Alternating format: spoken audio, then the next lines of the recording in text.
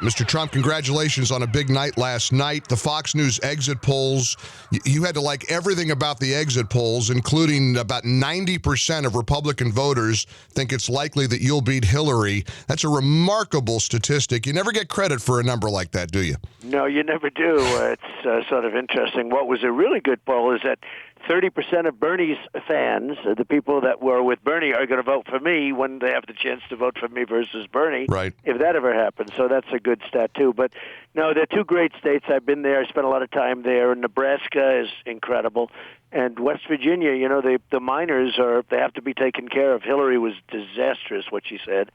And I'm the opposite. We're going to put the miners back to work. We're going to open up the mines. We're going to put the miners back to work. Hillary said exactly the opposite, and then she tried to counter and apologize for it, but I think it was a little bit late. And she's in it up to her eyeballs right now. I mean, there are reports all over the place about this FBI investigation with the email server scandal and everything.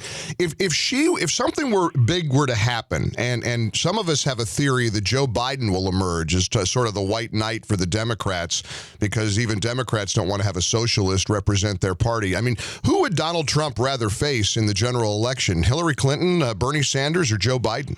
I don't know that it matters. I do think that it's getting tougher and tougher for Hillary because she's lost a lot of even if she's, because it's a rigged deal. I mean, she's got these superdelegates that were handed to her, and so she should win anyway, but she's losing every week. I mean, every single week she loses. So it's a rigged deal, and then if she doesn't get, if she doesn't have to go through the process with respect to the email scandal, that's a rigged deal too. Yeah. So, I mean, she's got a lot of problems, and she's lost a lot of the mojo. It'd be hard for her, with all of these losses, one after another, for her to go and run. I don't know. It doesn't seem to make sense. But whichever one it is, I don't care. You have a big week, obviously. Tomorrow you're meeting with Speaker Ryan. I interviewed Bill Bennett shortly after Paul Ryan told a reporter he wasn't quite ready to endorse you. Bill, of course, was one of Speaker Ryan's mentors. He said he was pretty shocked by Speaker Ryan's response. How confident are you, Mr. Trump, that after you meet with Ryan tomorrow, he's going to come out and support you? Well, first of all, Bill Bennett's a really good guy, and I've known him, and he's just a tremendous guy, and so it's nice that he says that because I was a little bit surprised myself, but I think it'll work out. I really do. I think Paul Ryan loves the party, loves the country, and he wants to see something happen that's going to be positive, and he sees my poll numbers now, which are really going up rapidly, and I think he really wants to do something positively, but we'll see tomorrow. Good luck with that, because that's going to be big. Yeah, I'm getting, you can appreciate those of us who are supporting you enthusiastically get blasted regularly by the Never Trump crowd. I've noticed how obsessed some of them seem to be with trying to stop you. It almost feels like an obsession. Why do you think it's so personal for many of them? I mean, some of these are self-described conservatives. Bret Stephens over at the Wall Street Journal, who now advocates openly for Hillary. I mean, some of this stuff seems to be really over the top. Well, I can't exactly explain it. I've had tremendous success, and I'm an outsider, and I'm going to shake up the system for the better, and we're going to make great trade deals. And, like Bret Stephens he's made a lot of mistakes over the years, a lot of bad calls, tremendously bad calls. And, you look at some of the things he's advocated for, not just people, but things, and he's been so wrong about so many things. So, I have him, who I don't know at all. I don't know if I've ever met him. I guess I maybe did once. Mm-hmm. But you have other people too. Charles Krauthammer is just never stops. It's no matter what. If you win by 98%, he'll say, "Oh, he didn't get 100%."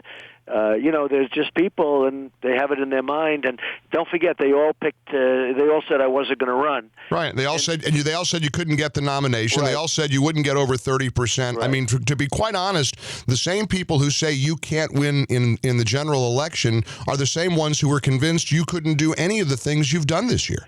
Well, I saw one of them really dismayed yesterday because the polls came out that I'm beating Hillary in Ohio and I'm tied in Pennsylvania, Florida. We're tied in Florida. Yep. And I haven't even started there yet. And this one man said, "Wow, that's too bad." He's like a Republican. It's like I said to myself, "That's just horrible." But look, who knows? I mean, I think I understand some of it, but a lot of it's that they've been so wrong. They said I wasn't going to run. Then when I ran, they said I wasn't going to do well. Then when I got 8% the first week or so, they said, well, that's the ceiling. And then every week it went up. And, I've been number one since I announced, a few weeks after I announced. And it's been an amazing period of time. I've really enjoyed it. When you stop and think about one man who really has never run for public office, like Reince Priebus told me this week, and I thought that was an important reminder. He said, listen, this is a guy who's he's never had a political machine before, and he, like I said, is the last man standing. Again, people fail to give credit where credit is due, and it's incredibly frustrating, which brings us to Ted Cruz and Marco Rubio. They've played an interesting role in your candidacy lately. Senator Cruz doesn't sound inclined to support you, yet this morning on the Today Show on NBC, here's what Senator Rubio had to say about you. I don't want Hillary Clinton to win. Donald Trump is the only other choice on the ballot. I recognize that. I have a pledge to support the nominee on top of it, and I intend to keep it. And what I don't intend to do is spend the next 6 months, by the way, taking shots at Donald.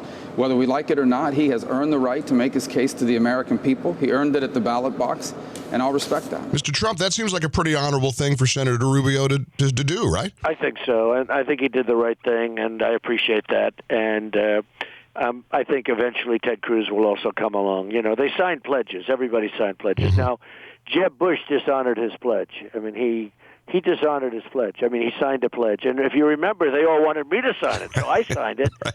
But that's a pledge that's a guarantee. You know, there's no outs. It doesn't say subject to me liking Donald Trump or anything. And, you know, Jeb Bush spent $12 million on negative ads on me. And then after he spent it, I started hitting him very hard. And then they said Trump was mean.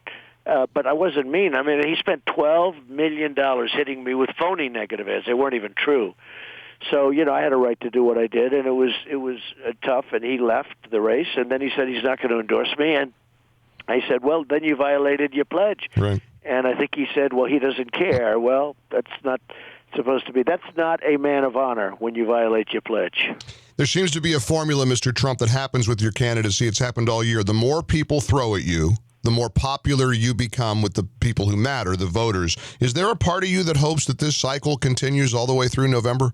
Well, I think unity would be a good thing. I mean, I look forward tomorrow to the meeting with Paul, and hopefully that'll work out. And look, if it doesn't, I'll continue to go my way, but I think it will, and I think unity is better, and it gives us a better chance, maybe a little better, maybe a lot better, but it gives us a better chance to beat probably Hillary.